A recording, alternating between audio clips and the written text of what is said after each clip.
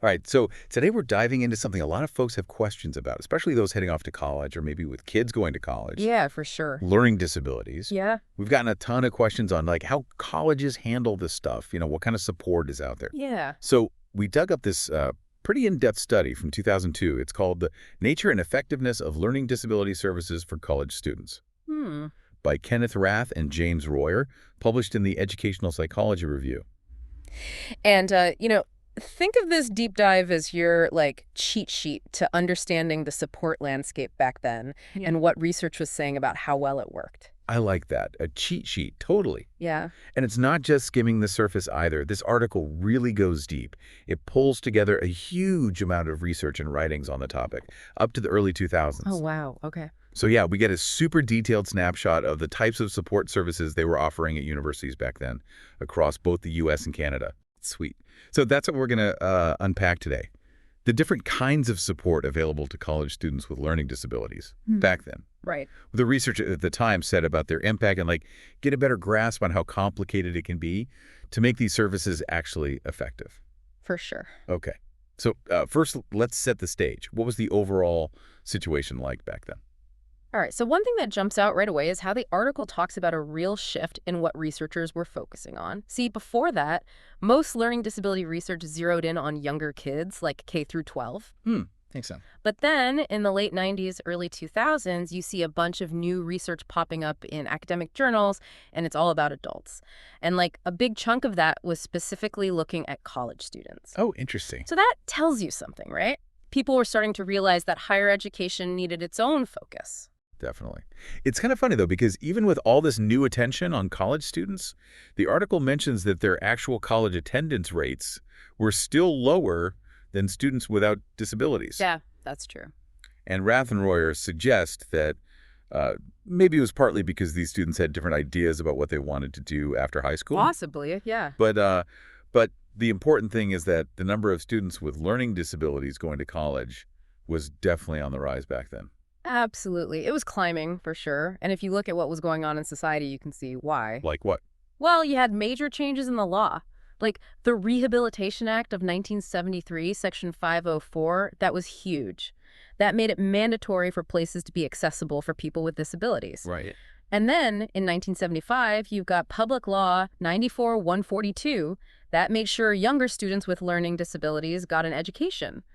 So naturally, more of them were ready for college and wanted to go. Totally. It's like a domino effect. Exactly. Yeah. But it wasn't just laws. The article highlights that students themselves were becoming more aware of their rights and what they could do. Colleges were getting more active in trying to recruit them. Yeah. And don't forget technology. There were all sorts of new gadgets and software coming out that could help people learn independently. That makes a lot of sense. More support, more opportunities, more awareness. Yeah, for sure. And all that led to a real change in how colleges were handling admissions, too. The study found that a good number of universities had started using different admissions processes for students with learning disabilities. Oh, interesting. Like what? Like they might have done additional reviews of applications or, adjusted their normal standards a bit. And changes to how college entrance exams were given were becoming pretty common, too. Huh. So that probably made it easier for some students to show what they could do, which maybe encouraged even more to apply. Yeah, definitely a possibility. So more students were getting into college. That's a huge step, right? It is. But what happened once they actually got there? Let's Right. talk about what they were studying and how well they did academically. Okay, so Rath and Royer noticed that students with learning disabilities often picked certain fields, like majors that they felt didn't require as much reading and reading, like fine arts, social sciences, physical education, that kind of thing. Right. So it seems like some students were kind of picking and choosing based on their strengths and weaknesses. Yeah. Although the article also mentions that later research showed this wasn't as much of a trend anymore. Oh, interesting. So maybe things were changing even back then. Could be, yeah. But even with this kind of self-selection, the research at the time generally said that students with learning disabilities as a group were still doing worse academically than students without disabilities. Oh. Some studies said graduation rates were lower. But what's kind of strange is that other research from that time said the rates of dropping out and failing were actually pretty similar between the two groups. So it wasn't like a totally clear picture across all the studies. That is a little weird. So what did they say was causing these academic challenges? Well, they often pointed to things like needing way more time to study, having trouble with understanding what they read, and just general difficulties with learning new things. Right. Makes sense. And a lot of times, students had a kind of skewed view of their own abilities. Sometimes they thought they were better than they were, and sometimes maybe the opposite, you know? Yeah. And a big issue is that many students just couldn't figure out how to use learning strategies that actually worked for them. Yeah, that can be tough. Finding what actually helps, you know? Oh, totally. So you have these students facing all these obstacles even after they get into college. Which brings us to, like, the big question, right? Yeah, the support. What about the support services these colleges are offering? Exactly. And the article brings up a super important point. The potential gap between the help students got in high school and the expectation that they'd be way more independent in college. Yeah, for sure. It's a big jump. And it makes sense why researchers were trying to figure out if having those support services actually help students graduate. Right. Big question. Hmm. And what's kind of shocking is that even though colleges were setting up more disability support services, the students themselves were usually the ones responsible for finding those services, figuring out how to use them, and often even paying for them. Really? Wow. Yeah. Big shift from what they were used to in high school. And on top of that, the article says these services weren't always available everywhere. Some colleges didn't even have dedicated disability support or even written policies about it. Oh, wow. Okay. And get this, some places were advertising programs as disability support when they were really just general study skill stuff for any student. Oh, come on. That's not right. No, not really helpful. And the quality of these programs could change all the time depending on like who was in charge or how much money they had. So just because a college had a program didn't mean it was good or that it would be there next year, you know? Yeah, that's a big issue. Not consistent. So given all that, what were the main ways they were trying to support students with learning disabilities? Well, the article lays out two basic approaches. The first one was all about changing the environment itself. Okay, like making college easier, basically. Yeah, exactly. Adapting the college to help students succeed. The second approach focused more on the student, giving them the skills and strategies to make it in that environment. Okay, so like empowering them to be successful. Exactly, teaching them how to thrive no matter what. And the article really goes into why people were pushing for this student-focused approach. The idea was to make students more independent, more adaptable in any learning situation, not just college. Right, learning how to learn. Yeah, exactly, setting them up for life. But, you know, they acknowledge the other side of the argument, too. Like what? Well, a lot of these students had already had interventions in school, right? Yeah. And they were still coming to college with learning disabilities. So maybe doing more of the same wasn't the answer.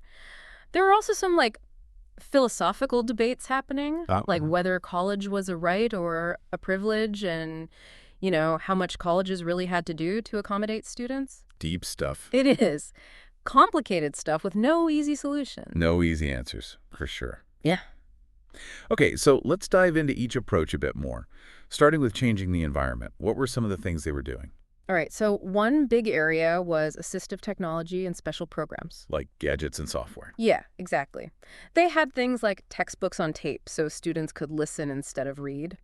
And some colleges even had people who would read aloud for students. Oh, wow. And then there were all sorts of computer programs, word processors with spell check and grammar check, software for outlining, even programs that could turn speech into text and vice versa. That's pretty advanced for back then. It was. And then they had variable speed tape recorders so students could control the pace of lectures. A lot of cool stuff. Yeah, definitely. But, I mean, these things must have had some downsides too, right? I mean, if you're always listening to a book, are you really learning to read better? Yeah, you're right. That's something the article brings up. Like, audiobooks and readers helped with access, but they didn't necessarily teach you how to find important information in a text or help you actually practice reading. Right. And what about the computer programs? Did everyone have access to those? Well, some of them were expensive, and there was concern that using them all the time might make students less likely to develop those basic skills. You know, like, why bother learning to spell if the computer does it for you? Right. It's a tough balance. It is. And then you had the ADA, the Americans with Disabilities Act, that was pushing colleges to provide these technologies to make things fair for everyone. Right, equal access for all.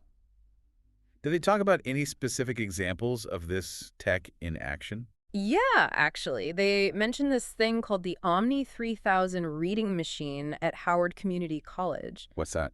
It was this machine that could help students with reading. It was a great idea, but they only had a few of them, and tons of students needed them. So even when there was cool tech available, there weren't always enough resources to go around. Makes sense. Limited budgets and all that. Yeah. So you can see, even with these technologies that could help students be more independent, there were definitely some challenges. For sure. So what was the second way they were changing the environment? Program modifications. Okay. Like changing how things were taught or how students were graded? Yeah, but mostly it was about how students were tested. The most common thing was giving students extra time on tests. That makes sense. I mean, if processing information takes longer, it only seems fair. Right. The idea was to make things more level for students with learning disabilities, but the research on whether this actually worked was kind of mixed. Oh, really? Yeah. Some studies said it helped students with learning disabilities, but others said that students without disabilities actually benefited more when everyone got extra time. So then it raised all these questions about, like, is it really fair? And what are we even measuring here? Yeah, that's tricky. If everyone benefits, is it still an accommodation? Exactly. The article also mentioned other ways they were modifying tests. Some places had personal proctors so students wouldn't get distracted. And some used different test formats, like essay questions instead of multiple choice, or even letting students take oral exams or record their answers. Oh, interesting. I hadn't thought about that. More flexibility. Yeah, and they even had things like letting students take more semesters to finish their degree. That makes sense. So less pressure to keep up with everyone else. Right. But then there were these things called course waivers and substitutions. What's that? Like, if a student had trouble with foreign languages or math, they could sometimes skip those classes or take a different one instead. Oh, okay. But a lot of professors and administrators didn't like that. Yeah, I can see why. They worried that it would make the degrees less valuable and that students wouldn't learn important skills. Yeah, I mean, some things you just gotta learn, right? Right. And the research actually suggested that a lot of those waivers weren't even necessary in the first place. So, yeah, program modifications could help students with disabilities, but there were also some big worries about whether they were really the right way to go. A lot to think about. Yeah. So, what was the last way they tried to change the environment? Direct assistance. Okay, like, Tutoring and remediation were the main things. so extra help with classes. Hmm. Makes sense. Yeah. Tutoring was super common. It's where you get that one-on-one help with the stuff you're struggling with. Yeah. I had a tutor for math in high school. A lot of people do. Yeah. But the article talked about some potential problems with tutoring. Like, students could become too dependent on the tutors, and if it wasn't combined with other strategies, it might not help in the long run. Yeah, that makes sense. You don't want to rely on someone else forever. Right. And then there's remediation. That's where the students take separate classes, like extra classes, to catch up in areas where they need more help. Okay, so kind of like a more intense version of tutoring. Yeah, kind of. And these programs could really help students improve, especially if they were motivated. But they were expensive to run, and some people worried that it would water down the regular classes if too many students were in the remedial ones. Right, like lowering the standards. Yeah. But the article mentioned this program called Project Success at the University of Wisconsin, Oshkosh. It was a summer program that focused on reading and math skills, and it actually did a great job of helping students improve and graduate. Oh, that's great. So it sounds like direct assistance could be super helpful, but it had to be done right. Yeah, definitely. It could help students improve in specific areas, but cost and the risk of students becoming too dependent were definitely things colleges had to think about. Okay, so that covers how they were trying to change the college environment. Now let's talk about the other approach, changing the students themselves. Right. So one big part of that was therapy and counseling. Okay, like talking to someone to help with the emotional side of things. Exactly. Having a learning disability can be tough emotionally. Yeah, definitely. It can make you feel helpless, frustrated. Some students overcompensate by pushing themselves super hard academically, Oh, yeah, I can see that. while others might get depressed or become overly reliant on others. So therapy was there to help with things like building self-esteem, understanding their disability better, and learning how to deal with anxiety. Yeah, those are all important. Really important. And peer support groups were big too. They helped students feel accepted, make friends, and improve their social skills. So it sounds like these services were more about the students' overall well-being, not necessarily about improving specific academic skills. That's right. They were about helping students cope and thrive as people. And the article makes a good point about how important it is for therapists and counselors working with these students to have special training. Yeah, I bet. You don't want someone who doesn't understand the challenges these students face. Right, because some approaches could actually do more harm than good. Right, yeah. So how is counseling different from therapy in this context? Well, sometimes people use those terms interchangeably, Yeah. but counseling in this case was often more focused on academics and careers. Okay. Counselors help students choose classes, figure out what accommodations they needed, and just generally navigate college life. They Yeah. also help them think about their future careers. Some more practical stuff. Yeah, exactly. And the article talks about this cool program at York University called the Language and Learning Seminar. Hmm. Tell me more about that. It was this course specifically for students with learning disabilities who are also struggling with social skills, and it combined therapy and counseling all in one. Oh, that's interesting. More of a holistic approach. Right. And it seems like it was really successful, though they didn't have a ton of hard data on it yet. But the big takeaway here is that therapy and counseling were crucial for supporting students and helping them figure things out, but they weren't going to magically fix academic problems on their own. Got it. So what else did they do to help change the student themselves? Strategy training. Strategy training. Okay, what's that? It's all about teaching students specific skills and techniques to help them succeed in school. Things that might not be directly related to their learning disability but can still cause them problems, Like what? like being organized, managing time, studying effectively. Oh, yeah. Those are important for everyone, but especially if you're already facing challenges. Totally. And the goal was to give students tools to solve problems on their own and become more independent learners. The article really emphasized that this kind of training could have a lasting impact, especially when students were actively involved in developing their own strategies. Okay, so it's not just about learning facts. It's about learning how to learn. Exactly. It's metacognition, right? Yeah. Thinking about thinking. And they covered a ton of different strategies. Oh, yeah. Organization skills, how to take tests, how to manage your time, effective studying, communication skills, memory techniques, note-taking, listening skills, even how to interact socially. And a big one was self-advocacy. Self-advocacy. What does that mean? Basically, it means understanding your own disability and being able to talk about it and ask for what you need. Oh, that's huge. Being able to speak up for yourself. Super important. And they gave an example of memory strategy training, like using techniques like elaborative interrogation, which is basically asking yourself why something is true to help remember information.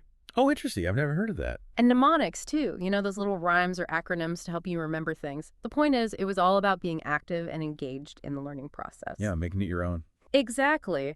But the article also pointed out that just because you teach a student a strategy doesn't mean they'll use it all the time. It takes practice, feedback, support to really make it work. Right, you can't just give someone a tool and expect them to know how to use it perfectly right away. Exactly.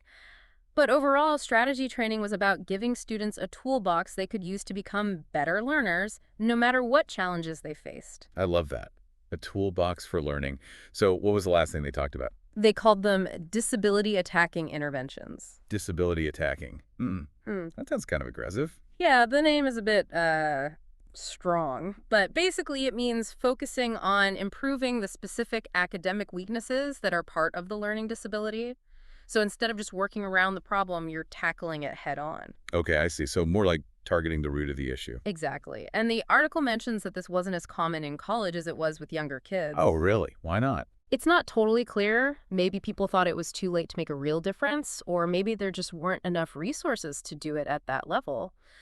But they did talk about some studies that showed promise, like one that used a modified version of the Orton-Gillingham approach, which is this structured reading program. I've heard of that. It's pretty popular for kids with dyslexia. And this study showed that it actually helped improve reading skills in college students, too. Wow, so it's not too late to learn those foundational skills. Right. And another study looked at this thing called rapid word recognition practice. Basically, it's just practicing recognizing words quickly. And it didn't just improve reading speed and accuracy, it even helped students get better grades in their courses. Really? Wow, that's impressive. It is. And there's another example they gave, fluency training at Malcolm X College. They focused on reading and math fluency, and some students made amazing progress, like jumping up whole grade levels. Wow, that's incredible. So these disability attacking interventions, they're not just about fixing one specific skill. They're about building a stronger foundation that can help in all areas. Exactly. They have both direct and indirect benefits. But the article does say that these interventions usually require a lot of time and effort, both from the student and the person providing the intervention. Yeah, that makes sense. Real change takes time and dedication. Okay, so we've covered a lot here. What were Rath and Royer's final thoughts on all of this? Well, they highlighted a few key things. First, they were definitely seeing more and more students with learning disabilities going to college. Right, which is great. Yeah, definitely a good thing. But colleges were all over the place in how they were supporting these students. Some good, some not so good. Exactly.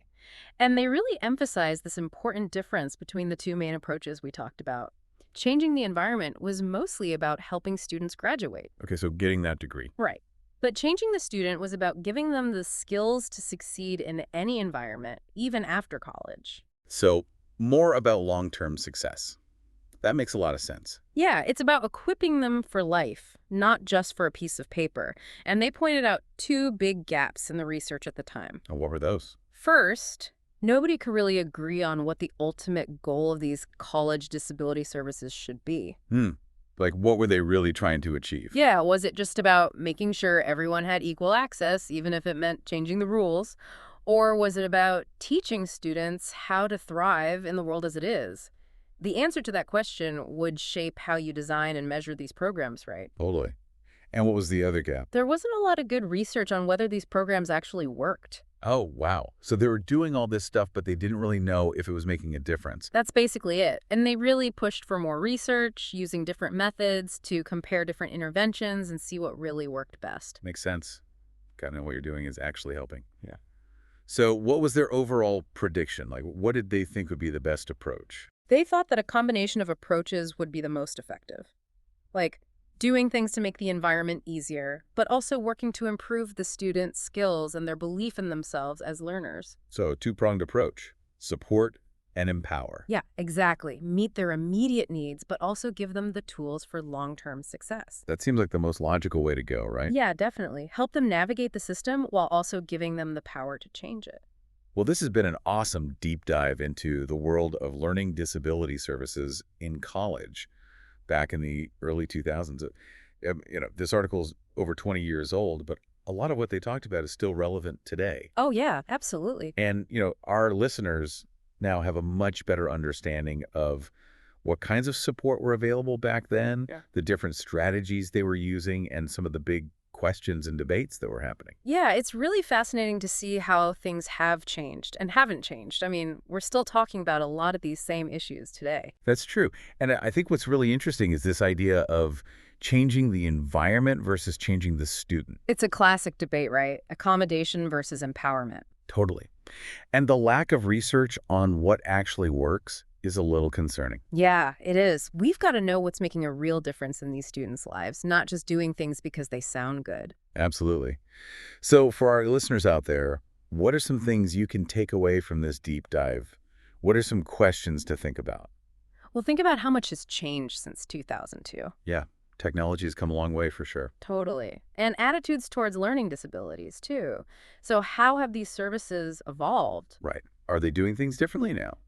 And are they doing them better? That's the million-dollar question, isn't it? What kind of research would really show us the long-term impact of these programs on students' lives? What are they doing after college? Are they successful? Are they happy? Those are great questions. And something else to think about is that idea of combining different approaches. Yeah, it's not just about changing one thing. It's about creating a whole system of support that meets students' needs on multiple levels. So it's about both adapting the world to them and giving them the tools to adapt to the world. Exactly. It's about access and empowerment, and ultimately, it's about helping these students reach their full potential. Well said.